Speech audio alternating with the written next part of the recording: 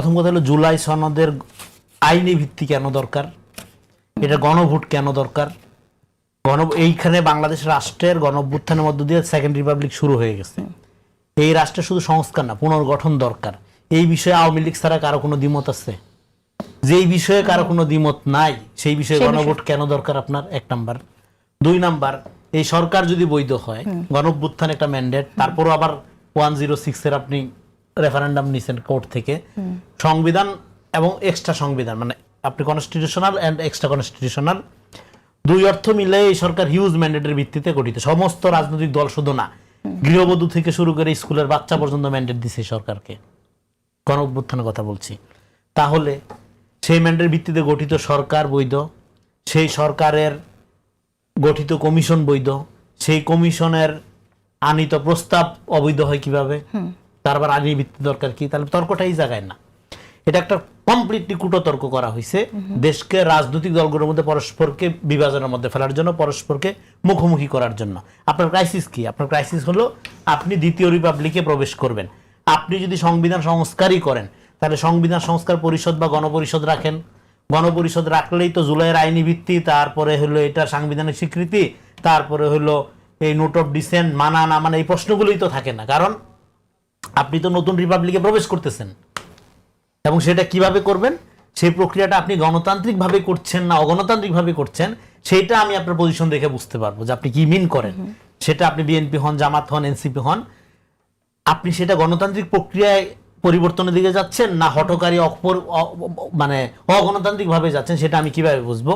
যেমন ধরেন এখানে আমরা আছি 4 জন, আমি ধরে নিলাম এই 4 জন আমাকে সমর্থন করে, আমি ধৈরা নিচ্ছি।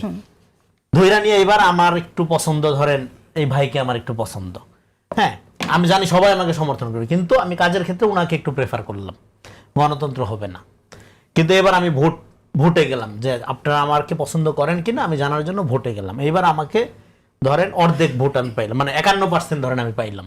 কিন্তু যখন আমি 51% পাইলাম, তখন আমি ওই 100 আরো যে 49 জন পাইলাম না, তারও ম্যান্ডেট প্রাপ্ত হই, 100 জনের ম্যান্ডেট প্রাপ্ত হই। কিন্তু আমি যদি ধরে নেই 100 জন বা 97 জন আমার পক্ষে আছে, তাহলে সেটা গণতন্ত্র মিন করে না। এটাই পার্লামেন্টারি ডেমোক্রেসির নিয়ম, এটাই পার্লামেন্টারি ডেমোক্রেসির সীমাবদ্ধতা বা সুবিধা অসুবিধা যাই বলেন। এখন আপনাকে তো এই পদ্ধতির মধ্য দিয়ে যাইতে হবে। তাহলে সেক্ষেত্রে আপনার এখানে একটা পার্লামেন্টের সভারেন্টিকে আপনি যখন আন্ডারমাইন করবেন, তার মানে আপনি পিপলসকে আন্ডারমাইন করেন। পার্লামেন্টের সভারেন্টির কথাটা কখন আসে? পার্লামেন্টের সভারেন্টি অর্জিত হয়তো জনগণের একক ভোটের মধ্য দিয়া, একটা ভোট মিলে সভারেন্টিটা অর্জন হয়। এটা এমন না যে ধরেন রুমিন আপা এমপি হয়ে আসলো এবং উনি সভারেন না, উনাকে যে ভোট দিল সেই ভোটারটা সভারেন। সেই ভোটের মানে আপনার ধরেন যে সভারেন অথরিটি এখন উনি জাস্ট প্রতিনিধিত্ব করতেছে, তাকে রিপ্রেজেন্ট করতেছে। ল গিভার তো জনগণ। তাহলে পার্লামেন্টের এখতিয়ারকে এখন গণভোট ধরেন, তারপরেও জুলাই সনদে ধরেন একটা গণভোট আপনি করলেন, সেই গণভোটে আর তারপরে ধরেন জিত, এটা আপনার কার্যকর করবে কে? পার্লামেন্ট ছাড়া।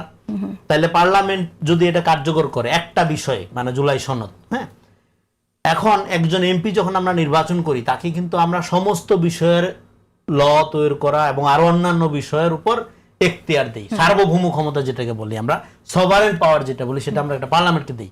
এইবার একটা বিষয়ের উপর অর্জিত গণভোটের রেজাল্ট যদি পক্ষেও যায়, ধরেন আজকে গণভোট হইলো, রেজাল্ট পক্ষে গেল, কিন্তু 3 মাস পরে দেখা গেল এখানকার যে সংস্কারগুলো ছিল এগুলো কার্যক্রম করলে দেশ আসলে পিছিয়ে যাবে, দেখা গেল। মানে উদাহরণস্বরূপ বলতেছি, পার্লামেন্ট চাইলে এটা নাও করতে পারে।